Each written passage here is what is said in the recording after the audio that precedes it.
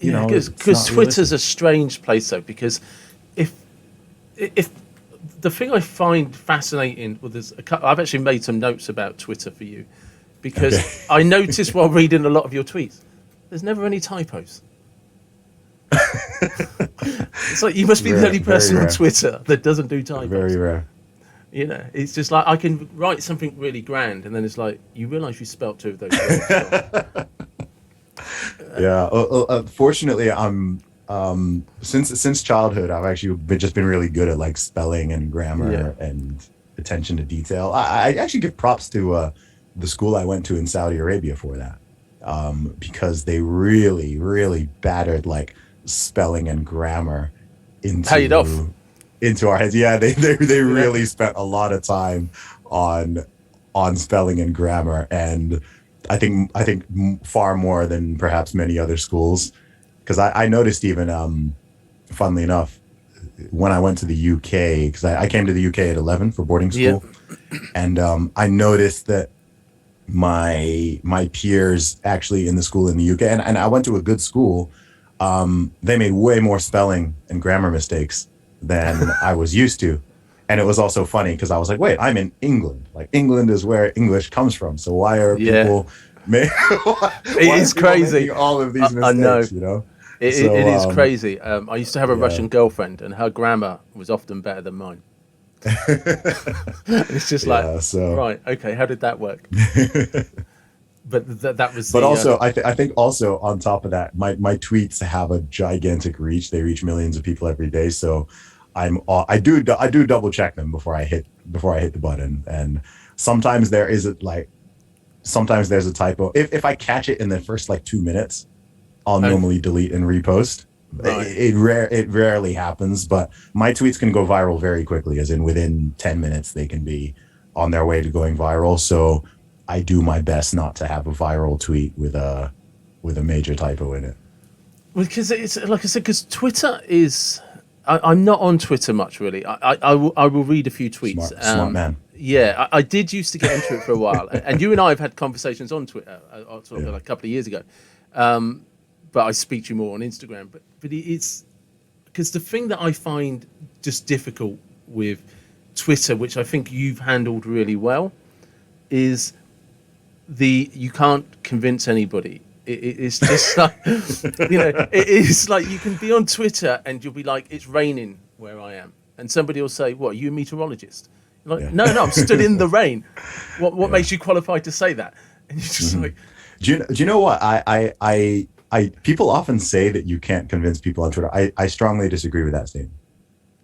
But the people you you have will the reach, though, convince, don't you? it won't be the person you're talking to. No, It's the audience. So a lot of times, okay, I'll give it a little secret, because a lot of people often ask me, Zuby, why do you respond to some of these like low follower troll accounts or whatever that disagree with you? No, not even trolls, just like some people are like, dude, like why you even responding to this person with 47 followers? And I'm like, it's not for them. yeah, It's not for the person with 40. It's for everyone else to see my thinking process and my argument about. So if I've said something and someone takes an issue with it or whatever, and I'm responding to that, it's not necessarily for that person's sake. It's actually, hey, look, guys, I want you to see why I think this way. Right? Let me explain a little more why I'm writing this. So that's something people often miss. So I've noticed for sure. I mean, I've had people in real life come up to me and be like, "Yo, dude, like you changed my mind on XYZ from yeah. me following you on Twitter." Often on pretty big issues, by the way, like not even just like frivolous stuff. And so people are always watching. So if you post a tweet and 100 people comment, it's probable that like That's a you know bad day for you though if 100 20, people comment. oh no, I mean 100 comments. I'll get that within 10 minutes. Um, but You do though. if that, yeah. So I get more than one interaction per second. I've worked out. That's crazy. So yeah, it is crazy, and it's too much volume, and you can't respond to everybody or try to convince everybody. But it's just like, look, also, I'm I enjoy conversation. I enjoy debate. I enjoy the battle of ideas, as people call it, and so on. So I just like to put my thoughts out there. Also, I don't think I know everything, right? Like I there's a lot that I don't know. So I actually ask a lot of questions. A lot of my tweets are genuinely questions, and I want to see other people's thoughts on it. Oftentimes my tweets are reminders to myself, Yeah. right? So I'm not even necessarily saying that, especially if I'm writing something about, I don't know, nutrition or physical fitness or mindset or whatever. I'm like, this is a tweet to myself as much as it is to everyone else, right? I'm not here saying I'm perfect at this thing. It's like I'm tweeting this to remind myself, like, okay, like this is how you should think about this, or this is the way that you should, you know, consider doing this or whatever it is. And also it's and this is important. I think also it's words. You know, it's all words. And so a very common question I also get is, man, like, how do you deal with all the negativity? How do you deal with the backlash? How do you deal with when you get these mobs after you or whatever? And I'm like, dude, like, it's words. You know, sometimes it can be annoying, sometimes it can be frustrating, whatever. But also, it's like, look, you know, my as long as as long as I'm not having my physical safety threatened or Yeah. something, or you know, anything like that, it's like, look, it's words. You know, I'm entitled to my opinion, they're entitled to theirs. We can have our back and forth, but also this is how you resolve conflict.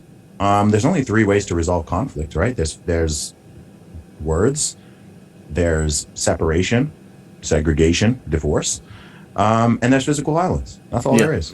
Those are the only three options. So I'm a big fan of words because to me, words actually it's like a pressure valve. Like it's I'd Yeah. rather people, even if people are shouting at each other, I'd rather they're shouting at each other than they're throwing bricks and punching and stabbing each other.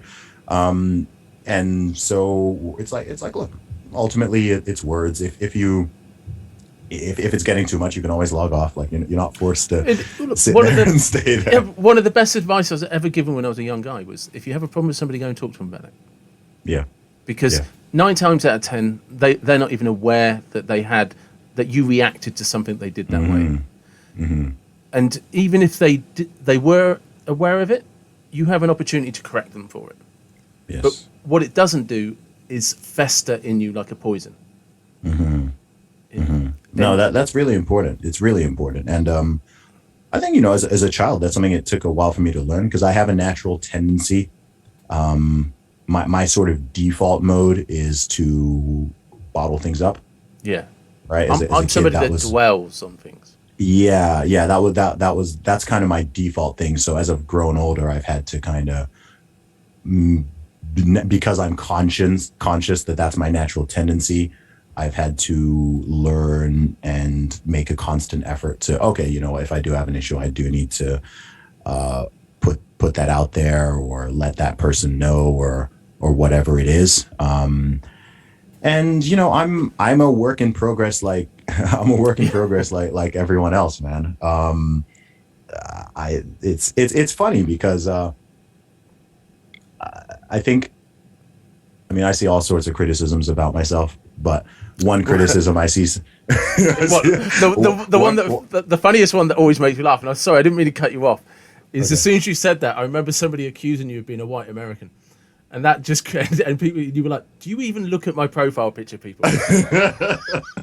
People say crazy stuff, but you know, one thing is that you know, people say like, oh, you know, he thinks he knows everything, right? Yeah. Or and I'm like, no, I'm like, I think perhaps because I speak quite authoritatively and confidently, so some people might view it as I deem it my way or the highway, and it's like, no, like I will put forth my opinion or my thought in a confident manner, but that doesn't mean I think it's just my way or the highway and closed thread, conversation closed. It's like, no, like I've never disabled responses on any of my posts or any of my, like, no, it's like you're welcome to retort, right? I don't block people easily.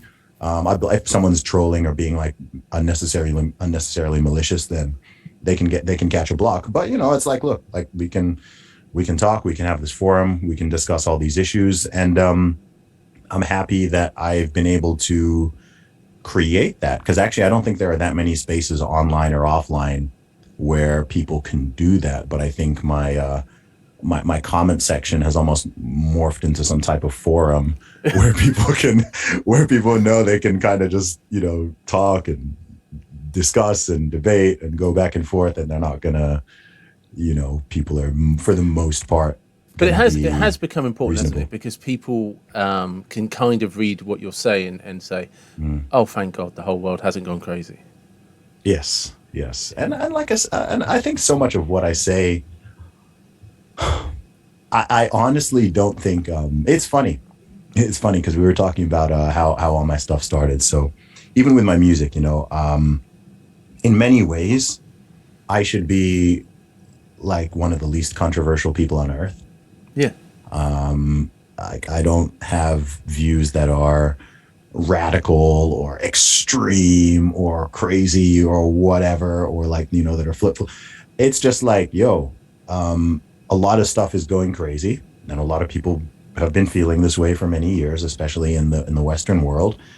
Um, I am, and when lots of people are going crazy and things are going crazy, if you're not, you are made to feel like you're the crazy person. yeah, um and I started feeling this, like I said myself, like, 2016, 2017, 2018. Like, I was just like, man, stuff is kind of getting weird, and not a lot of people are, because there's this chilling effect.